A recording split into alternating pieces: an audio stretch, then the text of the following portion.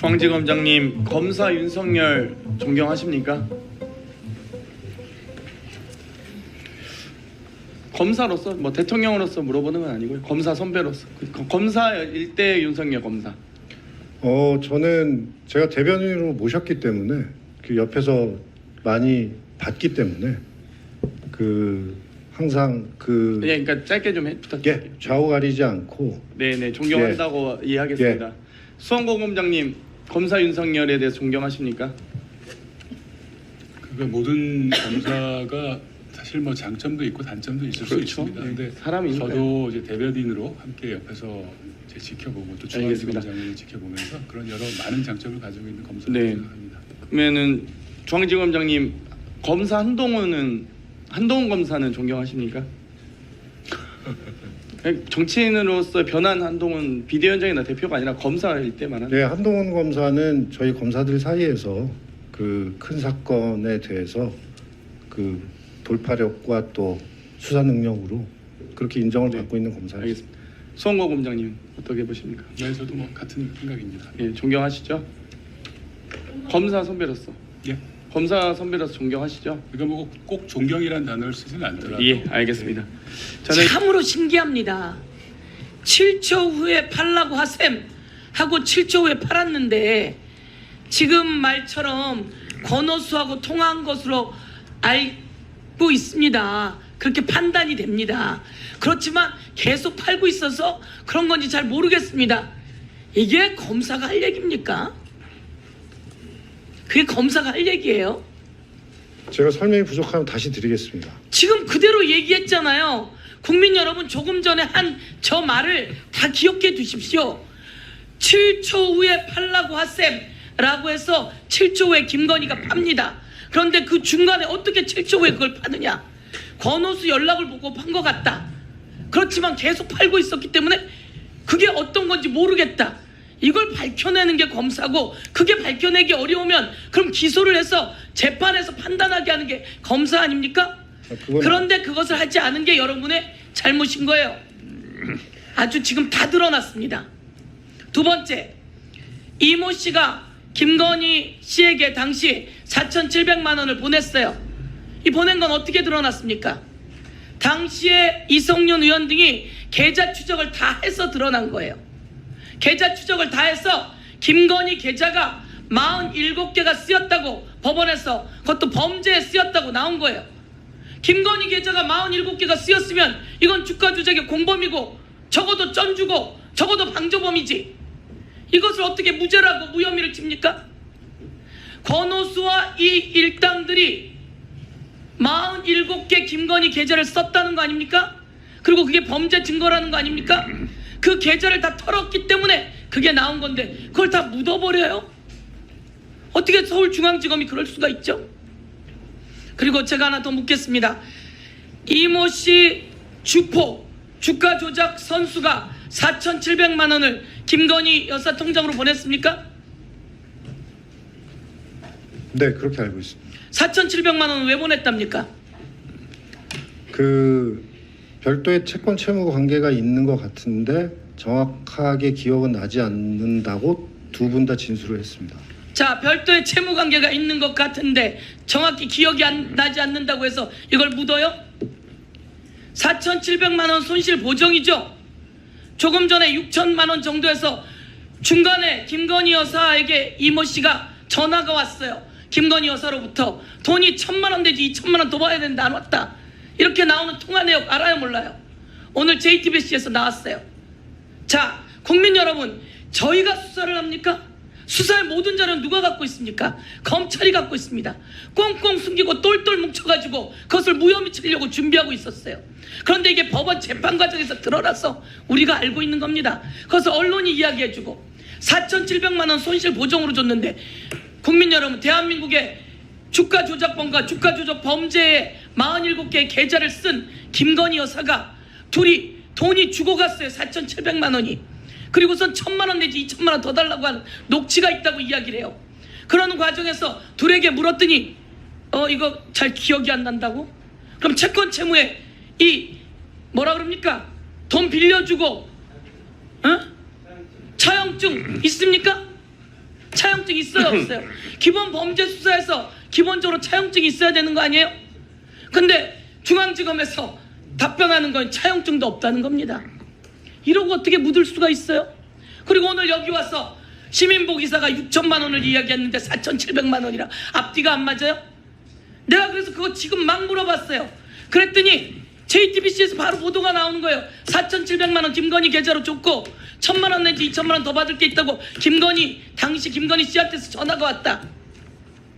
여러분, 모든 자료 갖고 똘똘 갖고 있다가 지금 그럼 김건희 여사한테 전화가 갔어요. 전화 갔는지 안 갔는지 알아보려면 김건희 여사 핸드폰을 압수수색해야 되는 거 아닙니까?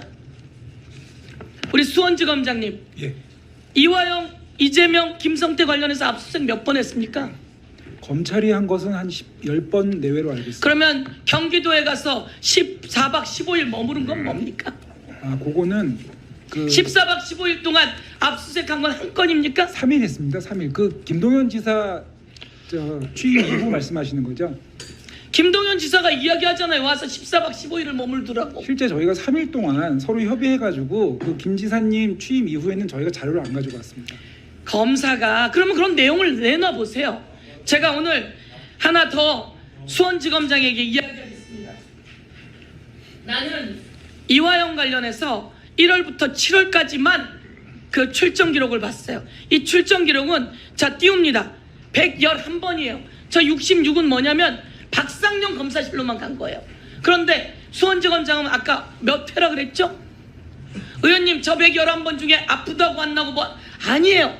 저거는 수원구치소에서 차를 타고 나가고 차를 타고 들어온 것만 우리가 쓴 거예요. 그것도 1월에서 7월까지만. 여러분은 자료를 달라 그래도 주지를 않아요.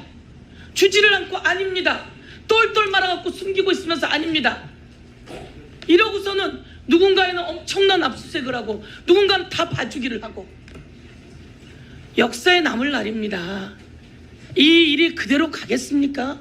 수원지검장님 제가 당부하는데요. 가서 다시 한번 확인하세요.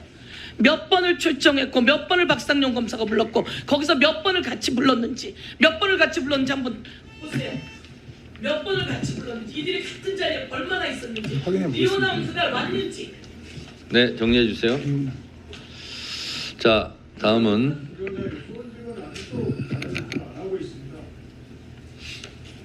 우리 수원지검장님. 예. 아니 왜 이렇게 안 하세요? 위원님 저희 떳떳하기 때문에 재판에서는 재판부가 요구한 자료 다 내고 있습니다. 근데 아까 말씀드린 지검장님, 예. 떳떳하기 때문에 안 내요 이런 말은 성립되지 않잖아요. 그러니까 아까 제출할 수 있다면서요. 자, 다른 분들 조용히 하시고요. 검토해서 저희가 약간 재판 과정하고 다 자, 검토해서 수원지검장님, 자, 잠깐만요. 제가 다시 한번 국회법을 제가 말씀드리겠습니다. 외교, 대북, 군사 비밀 이런 거 아니면 다른 법이 있다 할지라도 그럼에도 불구하고 제출해야만 한다 이렇게 돼 있어요. 국회 증언 감정법에. 그래서 이거는 보통 기관에서 이거는 업무상 비밀입니다 이렇게 해서 안 낼 수 있거든요. 그 국회법에 업무상 비밀이라는 이유로 제출을 거부해서는 아니 된다 이렇게까지 돼 있어요. 그래서 법을 집행하고 법을 어긴 사람들을 잡아들이는 검사들이 법을 먼저 모범적으로 지켜야죠. 수원지검장님, 예. 제가 말씀드린 이 법을 알고 있어요, 모르고 있어요? 잘 알고 있습니다. 알고 있는데 안 내는 건 더 문제죠. 답변 드려도 되겠습니까? 네. 위원장님 말씀하신 국회증언 감정법 4조가 아주 중요한 조문이라고 생각을 하고 있습니다. 네. 국감국조법 4조 8조도 네. 못지않게 중요한 조문인데 그 조문에는 재판이나 수사에 영향을 미치려 하면 안 된다는 또 내용이 있습니다. 이거를 저희는 균형 있게 해석하는 게 중요하고 그 자료 제출 요구도 헌법성 한계가 있는 것으로 알고 있습니다. 근데 자, 저희가 지금 요구하는 지검장님, 자료가 프라이버시나 지검장님 제가 또 읽어드릴게요. 정말. 자 보세요. 자 다른 분 조용히 하시고 국회법 다시 읽어드릴게요. 해설입니다. 재판이 진행 중인 사건에 대하여 국회가 국정감사 및 조사를 할 수 없는지가 문제될 수 있는데 입법 취지상 국회가 독자적인 진상규명, 정치적 책임 추궁, 의정자료 수집 등의 목적으로 적법한 절차에 따라 국정감사 및 조사를 진행한다면 같은 사건에 대하여 재판이 진행되고 있다고 하더라도 국정감사 및 조사의 대상이 될 수 있다. 이렇게 돼 있어요. 자, 그러니까 그 국회법, 증감법, 국정조사법은 제가 검사님보다 더 많이 읽어봤을 거예요. 그러니까 그거에 대해서 저랑 논쟁하셔봤자 손해고 제출하세요. 잘 검토하겠습니다. 네. 미제출, 제출하지 않겠다고 검토하지 마시고 그냥 제출하는 게 법에 맞다니까요. 도이치모터스 관련해서 검찰에서 33회 압수수색 영장을 발부받았습니다. 김건희 계좌가 통정거래로 이용된 것이 47, 8% 절반 정도 된다고 생각하면 33번 도이치모터스 압수수색 영장 발부받았는데 절반쯤 한 20회 정도는 김건희, 최은순 도이치모터스 관련해서 압수수색을 해야 됐음에도 불구하고 빵번 한 번도 하지 않았다. 그래서 적극적으로 수사하지 않았기 때문에 김건희, 최은순이 무혐의 처분을 받았다라고 저는 생각합니다. 이창수 검사장이 방금 증언을 통해서 권오수 회장과 연락해서 판 것으로 보인다. 이 말은 김건희 여사가 통정 매매를 했다라는 것과 다르지 않습니다. 저는 그것을 통정 매매가 아니고 주가 조작이 아니라고 주장하는 것 자체가 술을 먹고 운전했지만 음주운전은 아니다. 내가 때렸지만 주먹으로 때린 건 아니다. 내가 욕한 건 맞지만 내 입이 아니다. 이렇게 말하는 것과 무엇이 다르겠느냐 이렇게 생각하고요. 48회 김건희 계좌가 통정 매매로 이용됐다라고 알려져 있는데 대신증권은 본인이 직접 한 거예요. 근데 대신증권의 계좌는 통정 거래가 13회 있었다라고 법원도 검찰도 인정하고 있습니다. 바로 이 과정에서 7초 매매가 이루어집니다. 7초 매매는 잘 알려져 있으니까 넘어가고요. 그런데 7초 매매만 있었느냐? 그렇지 않습니다. 3분 매매도 또 있습니다. 7초 매매 나흘 전에 민 씨와 김 씨가 이렇게 합니다. 지금 처리하시고 전화 주실 듯. 이거 김건희가 처리하고 전화 주실 듯이라는 두 사람의 대화입니다. 녹취. 그리고 나서 3분 후에 김건희 계좌가에서 매도 주문을 합니다. 이건 본인이 한 거예요. 이걸 가지고 통정 매매가 아니다, 시세 조정이 아니다, 주가 조작이 아니다라고 누가 얘기하겠습니까? 술 먹었지만 음주운전은 아니다라고 주장하는 것과 똑같아요. 그리고 김건희가 또 연락합니다. 아, 체결됐죠? 이렇게 연락합니다. 자, 7초 만에 매매가 통정 매매가 아닌 것으로 체결될 가능성은 1억 분의 1, 10억 분의 1, 100억 분의 1도 저는 안 된다고 생각합니다. 3분 매매도 마찬가지예요. 이렇게 우연의 일치가 있을 수 있습니까? 이걸 가지고 통정 매매가 아니다, 김건희 주가 조작이 아니라고 주장하는 검찰이 대한민국 국민으로서 서글픕니다.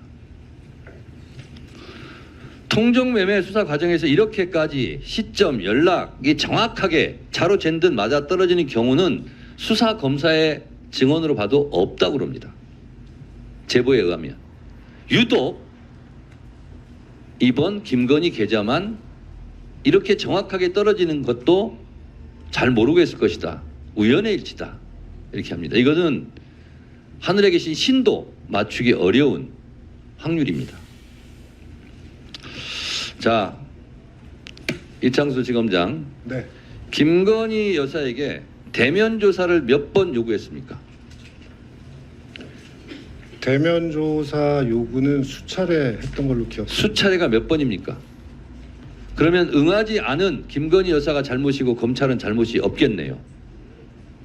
근데 요구했는데 안 들어주면 그냥 넘어갑니까? 아닙니다. 보통 검찰들이 대한민국 검찰이 그렇게 수사합니까?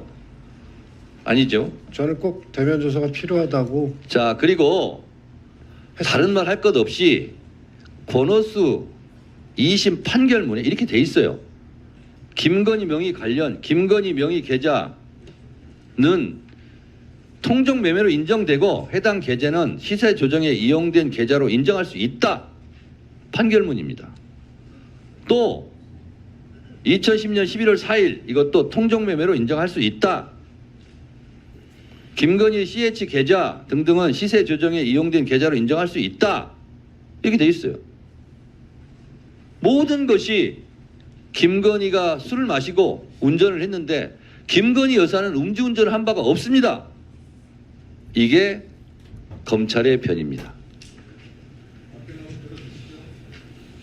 대한민국 국민으로서 분노와 함께 서글픔이 마구 밀려옵니다. 이상입니다. 답변 좀 드리겠습니다. 질문하지 않았어요. 간단하게만 좀 드리겠습니다. 됐습니다. 질타를 한 겁니다. 질타. 자, 여기서부터 잠시만 주목해 주시기 바랍니다. 제가 구독자분들을 위해서 깜짝 선물을 하나 준비했는데요. 제가 항상 여러분들께 뭐라고 말씀드렸나요? 뉴스만 평소에 잘 챙겨보셔도 돈이 된다, 돈을 벌 수 있다라고 말씀드렸는데요.